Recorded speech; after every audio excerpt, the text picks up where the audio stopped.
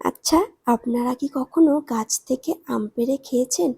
গাছ থেকে নিজে আম পেড়ে তারপরে সেটা কুড়িয়ে খাওয়ার যেই মজা, সেটা যারা না করেছে তারা কিন্তু জানে না। আসলে আগে এইগুলো না প্রচুর বিরক্ত লাগতো। এখন যদিও এইগুলো পাই না, ওই জন্য ভীষণভাবে ভালো লাগে। আর তার সাথে আমার এই যে আছে বহু বছরের, যার সাথে সম্পর্ক আমার খুব কাছের মানুষ। একটু খাবে, একটু কচুরি খাবে। একদম প্লেট শুদ্ধ খেয়ে নেবো। তা কি বসে বস, পেলেতে খেয়ে নেবো, পেলেতে খেয়ে নেবো না।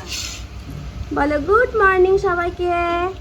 গুড মর্নিং বলে দাও, বলে দাও। তো সকালবেলা আমাদের শুরু হলো কচুরি দিয়ে, কচুরি আর ঘুগনি। বাবা নিয়ে এসে দিয়েছে, বাবা এনে দিয়ে চলে গেছে মাঠে। আমাদের বাদাম তুলছে এখন। কেমন খেতে বলো তো? হেভি। তো সকালবেলা টিফিন করে দিদি এখন জামা কাপড় কাচ্ছে, আর আমি বসে পড়েছি এই যে কচুর ডাঁটাগুলো কাটতে, যেটা আজকে ইলিশ মাছের মাথা দিয়ে রান্না করব। আর এইদিকে দিদি আর দুটো পুচকোকে নিয়ে এখন যাচ্ছে চিকেন নিয়ে আসার জন্য, আমাদের বাড়ির কাছেই পাওয়া যায়। আর আমি এদিকে রান্না বসিয়ে দিয়েছি। এখানে আগের দিন নিয়ে এসেছিলাম দোকান থেকে এই যে মিষ্টি, সেটা ফ্রিজে ছিল, এরকমভাবে জমে গেছে। আর আমি কিন্তু অলরেডি রান্না করতে বসিয়ে দিয়েছি, এদিকে ভাত হচ্ছে আর সমস্ত কিছু কেটে কুটে একদম রেডি করে নিয়েছি।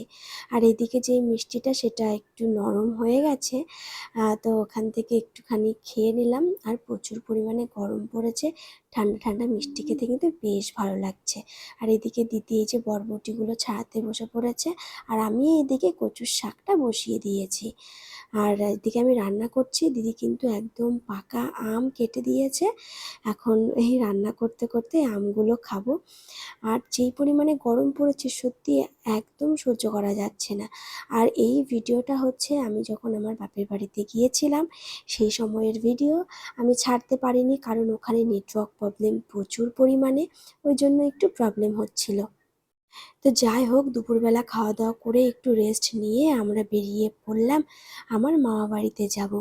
তো ওটা আমার মামা বাড়ি আমি বলছি যদিও, কিন্তু ওটা আমার বাড়ি, কারণ ওখানে আমার 10টা বছর কেটেছে। তো চলে এসেছি ভীমগড়ে। ভীমগড়ে মোটামুটি সমস্ত দোকানই বন্ধ, কারণ এমন টাইমেই আমরা এসেছিলাম। তো সবে মাত্র এই দাদার দোকানটা খুলেছে। তো ওখান থেকে কিছু জিনিসপত্র নিয়ে আমরা আবার চলে এলাম টোটোর কাছে।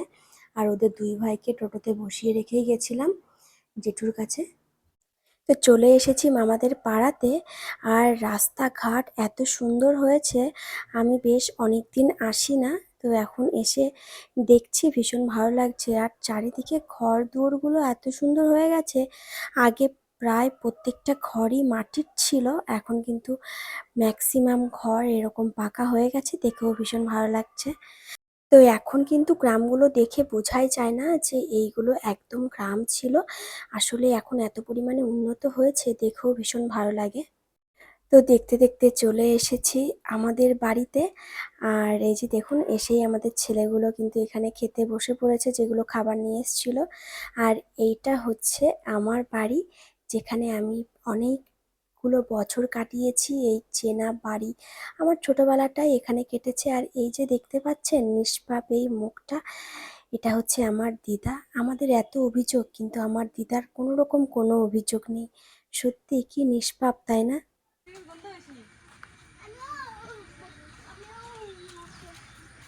এখন আমরা কোথায় যাচ্ছি? এই তুই এই কাঠি সরা।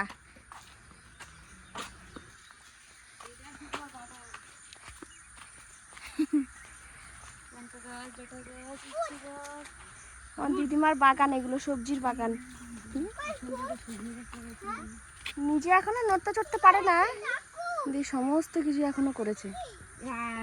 একটাও ধরবে না। কোন গাছে বলছে? ওই গাছটা গাছে খুঁটে খুঁটে পাঠানো, ওই গাছে আম আছে। কোন গাছে? ওই গাছে। এই যে এই গাছটাতে? হ্যাঁ, দেখি। পাকুম পাকুম, এগুলো কি? পাকুম পাকুম। এ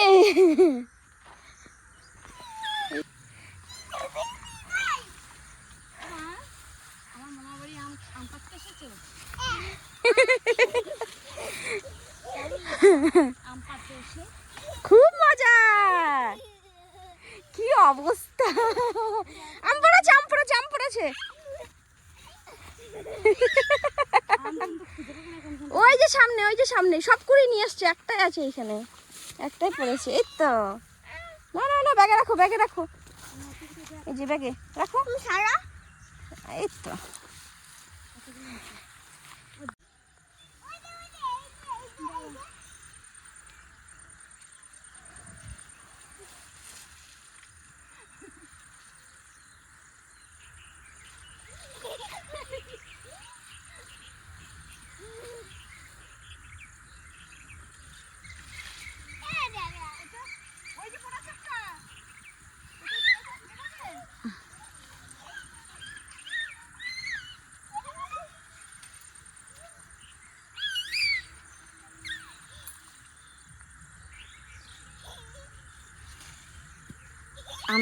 আনন্দ তো এদের।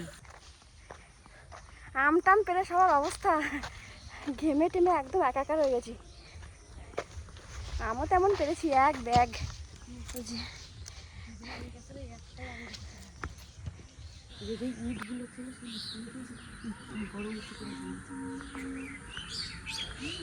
না, এটা ছিল তো, এত উঁচু ছিল না। হ্যাঁ।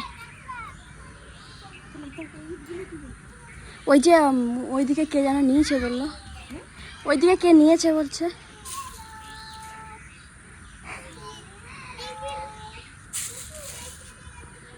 ওহ, এখন এই যে এই গাছের আম পাড়তে হবে।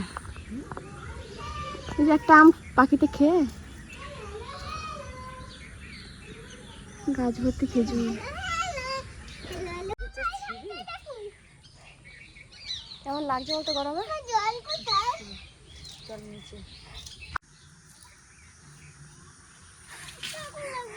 এই যে মিস্ত্রি আম পাড়া।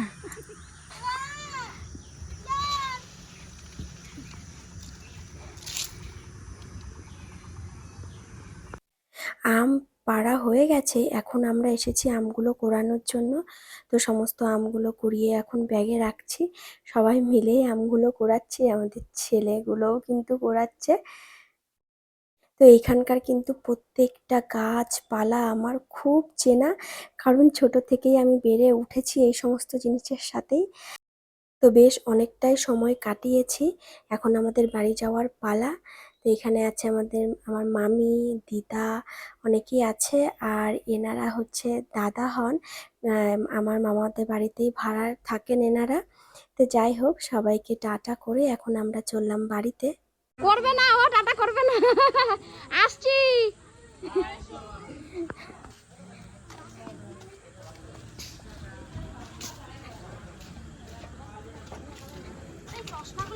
হ্যাঁ, নিয়ে এসছি।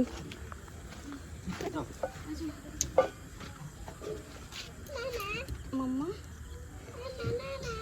আসো, সবাই ইয়ে করবো। শোনো, নাচ হয়ে গেছে। আসলে এখানে আসলে দিদার কাছে আসা হয়। দিদা তো মাঝে কয়েক বছর এখানে ছিল না, নদিয়াতে ছিল, তখন খুব বেশি আমাদের যাওয়া সম্ভব হতো না। তো এখন যেহেতু এখানেই আছে, আর এটাই হচ্ছে আমার দিদাদের আসল বাড়ি। এখানেই বহু বছর থাকার পরে মাঝে ওই 2-4 বছর নদিয়াতে ছিল। তো যাই হোক, তার জন্য আমরা এখানে আসলে দিদার সাথে একটু দেখা করতে যাই। আমার দিদা কখনোই কোনো কিছুই বলে না, শুধু বলে একটু দেখা করে যেতে। তো যাই হোক, আমরা এখন রাত্রেবেলা সবাই মিলে বাইরে খেতে বসেছি। ভিডিওটা আর বেশি বড় করছি না। যদি ভিডিওটি ভালো লেগে থাকে তাহলে অবশ্যই একটা লাইক, কমেন্ট, শেয়ার করবেন। তো আজকের মতো টাটা।